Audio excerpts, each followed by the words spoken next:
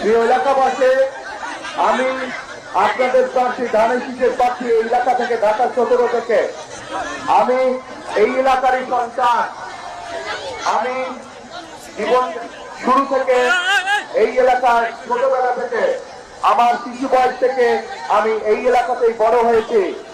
আমার সন্তানেরা এই এলাকায় জন্মগ্রহণ করেছে, আমার এবং আমার ভাইয়ের।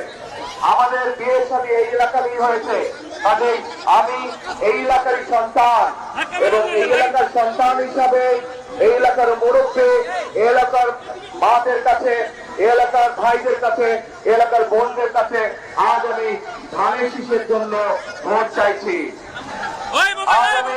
ধানের শীষকে জয়যুক্ত করার জন্য আমার এলাকাবাসী ভাই বোনদেরকে, মুরব্বীদেরকে আমি বিনীত অনুরোধ জানাচ্ছি যাতে আগামী 12 তারিখের নির্বাচনে আপনারা এই এলাকায় ঢাকা 17-তে আমরা সমগ্র দেশ সহ এই ঢাকা শহরকে একটি নিরাপদ শহরে রূপান্তরিত করতে চাই, নিরাপদ শহরে পরিণত করতে চাই।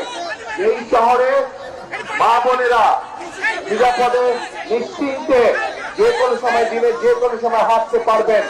এই শহরের মানুষ নিরাপদে বসবাস করতে পারবে, ব্যবসা বাণিজ্য চাকরি বাকরি করতে পারবে। প্রিয় ভাই বোনেরা, আমরা একটি সুন্দর শহর গড়ে তুলতে চাই, যেই শহরের মানুষ বুক ভরে শ্বাস নিতে পারবে। প্রিয় ভাই বোনেরা, এখানে একটু আগে সালাম সাহেব বলেছেন এই এলাকায় খেলার মাঠ নেই।